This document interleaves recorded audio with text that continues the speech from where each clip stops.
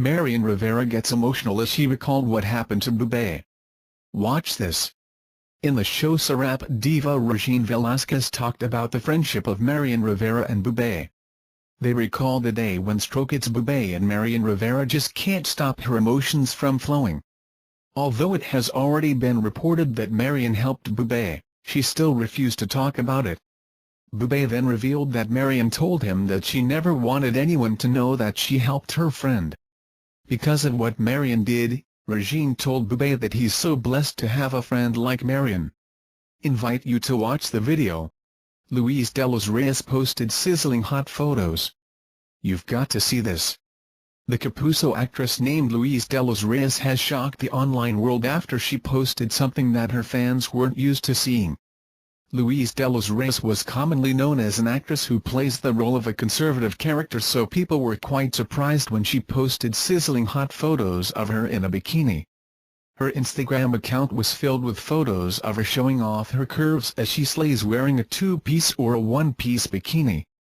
She also revealed that her parents have already approved her of getting much more daring roles. Okay, naman sa kanila for me to do more daring scenes kasi hindi na ako bumabata. I can now show more skin and appear in a bikini unlike before. Invite you to watch the video. Matabato, Las Guianas testimonies generally match. After denying the existence of the Davao death squad last year, a retiring police officer from Davao City confessed on Monday that it existed. SPO3 Arthur Lascanas, the alleged team leader of DDS, directly linked President Rodrigo to the killings in Davao City when he was still its mayor.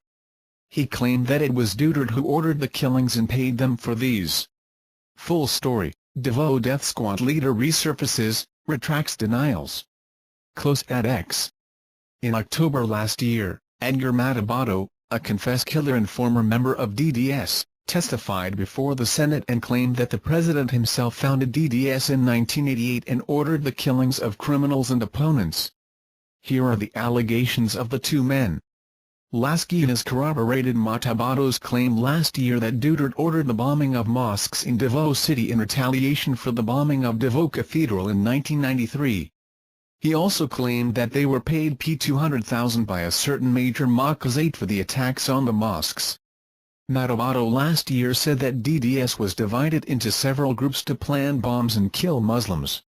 The bombing of the San Pedro Cathedral of Davao City was bombed on December 28, 1993. The explosion killed 6 people and injured 151 others. Killing of John Pala. Matabato also told the Senate panel that Duterte ordered the killing of broadcaster John Pala in 2003 because of the journalist's hard-hitting commentaries against him when he was still mayor. Matabato told senators that the killing was ordered by Duterte through Lascanas. Lascanas said that he was involved in the planning for the assassination of Pala.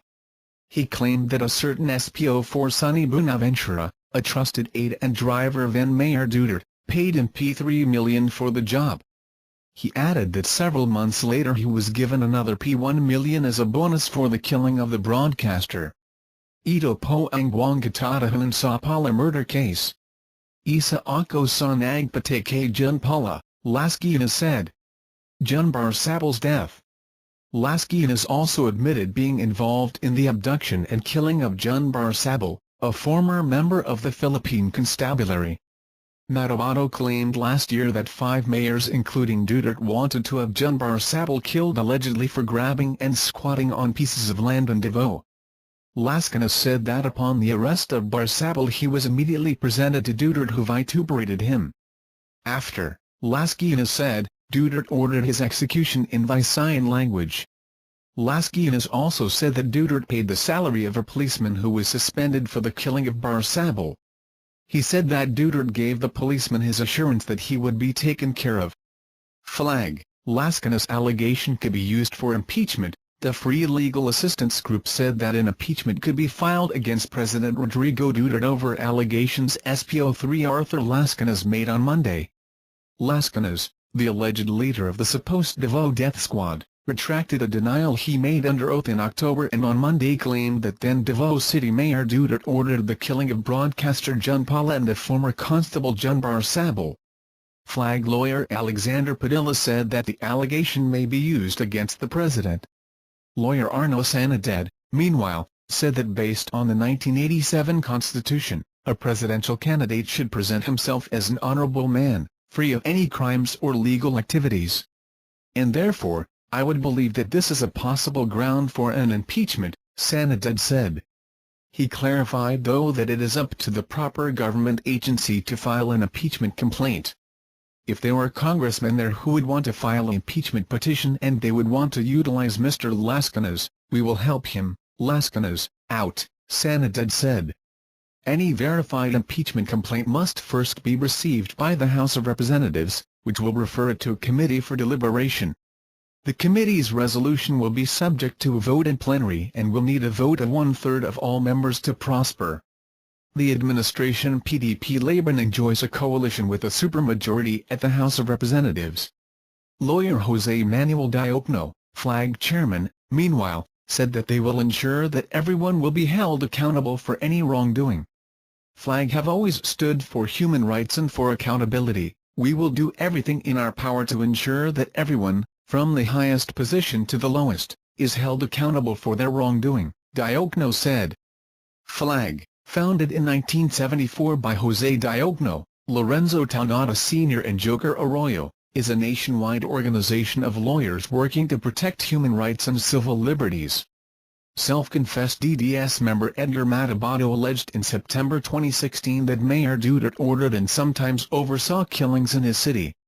President Duterte has denied the allegations, saying the Davao death squad was political propaganda used against him by rivals. Duterte, elected to the presidency in 2016, ran on the promise to eradicate crime and drugs and has a reputation for being tough on crime. Ex-Davao policeman tags Duterte in death squad murder. A veteran Davao policeman on Monday, February 20, appeared at a press conference to corroborate earlier claims by whistleblower Edgar Matabato on the involvement of President Rodrigo Duterte in the so-called Davao Death Squad, DDS.